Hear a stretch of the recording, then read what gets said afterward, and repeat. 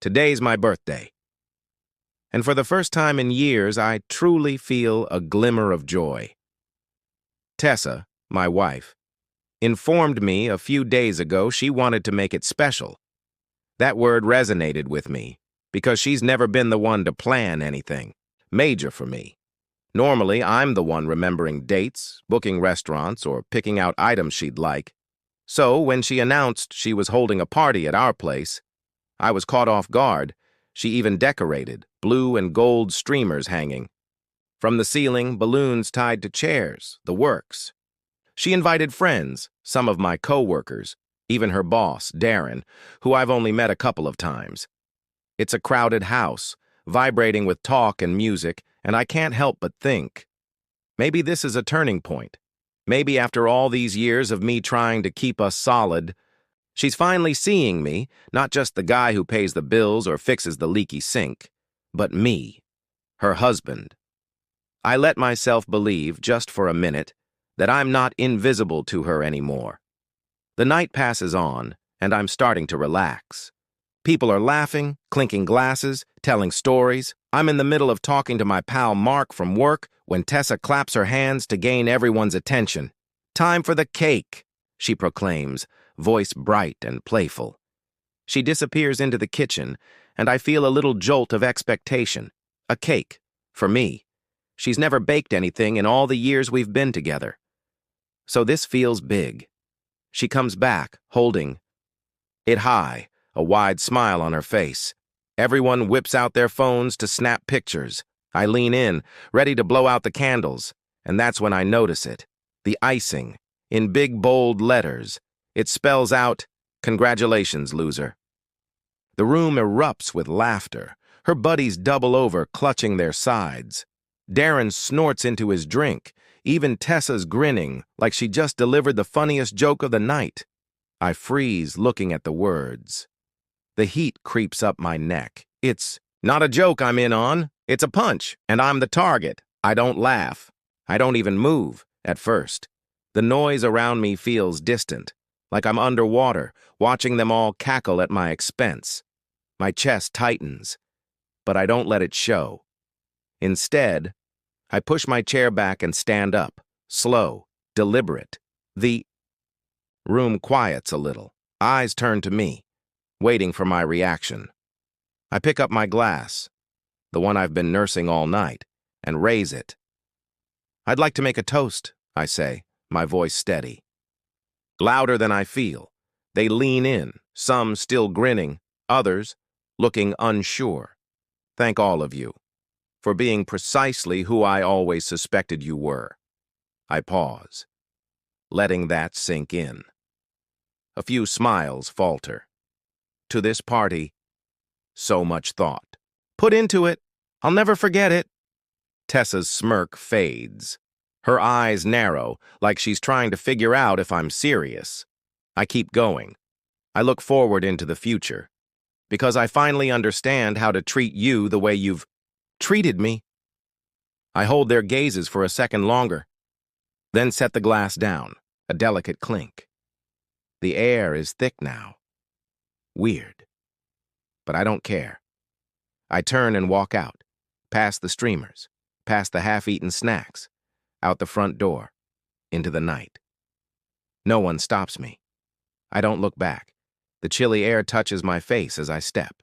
Outside, and my hands are shaking, but not from the cold. It's fury, yeah, but something else too. Clarity. I've spent years trying to be enough, for her, for them, and in one stupid cake. She showed me what she really thinks, a loser. That's what I am to her, to all of them. I hop into my car. The motor growls to life. I sit there for a minute, staring at the house I've called home for a decade.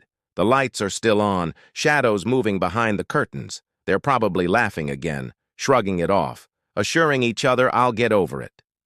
But I won't. Not this time. I pull out of the driveway, tires crunching on gravel, and head nowhere in particular. Simply, away. I don't know what I'm going to do next, but I know one thing for sure. I'm done being the person they laugh at, done being the one who takes it with a smile. Whatever comes after this, it's going to be on my terms. For once, I'm not.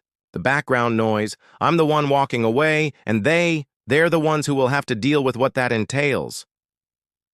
Looking back, I shouldn't have been so astonished by what Tessa did at the party. That cake, those words in frosting, they felt like a slap. But if I'm honest, it wasn't the first time she's hit me with anything like that. Tessa's always had this harsh edge, a way of breaking you down and making it sound like a joke. Early on, when we were dating, I thought it was part of her charm, her quick wit. Her confidence. She'd torment me in front of her friends, tiny digs like, oh, he's not the ambitious type, or he's reliable, but not exactly fascinating. I'd laugh it off back then. Tell myself she didn't mean it, that it was just her sense of humor. I'd sit there at those dinners or bar nights smiling like a fool, believing if I took it in stride, she'd understand I was worth something. But over the years, the comments piled up.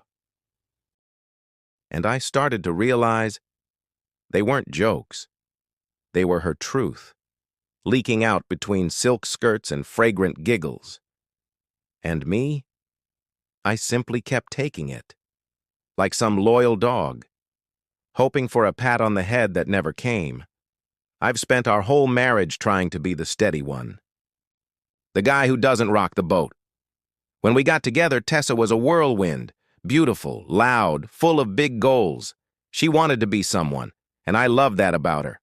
I thought I'd be the one to help her get there. So I made dinners when she was tired, cleaned the apartment when she left it a mess, worked overtime at my boring office job to pay the bills, while she went to grad school for fashion design. When she finished, I clapped loudest. Proud as hell. When she said she wanted to buy a house, I made it happen, saved every dime, signed the papers, turned it into a home.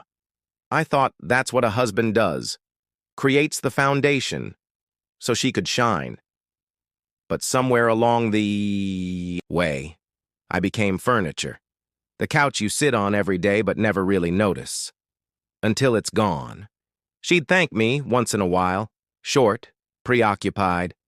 Thanks, babe, over her shoulder. Then it was back to her world, her pals, her goals. Was the background man, the guy who kept everything going so she could play the star. It didn't hit me how far I'd faded until that damn cake. Congratulations, loser. I can still see it in my head. The blue icing letters mocking me while everyone laughed. I've replayed that scene 100 times since I walked out. And every time, I feel the same burn in my chest. Not only anger, but shame. Because I believed, deep down, that if I kept showing up, kept being the good guy, she'd eventually see me as more than just useful. But she didn't. To her, I was the punchline, the reliable loser, who'd stay no matter what she threw at me, and the worst part? She was right until that night, but standing there, glass in hand, watching her smirk. Something snapped. I wasn't just upset. I was done. Driving away from that house, I kept asking myself, how did it get this bad? There were signs, sure, like the time she forgot my birthday 3 years ago, then laughed when I brought it up, saying, "You're not a kid. Why do you care?" Or the way she'd roll her eyes when I talked about my day, but light up when her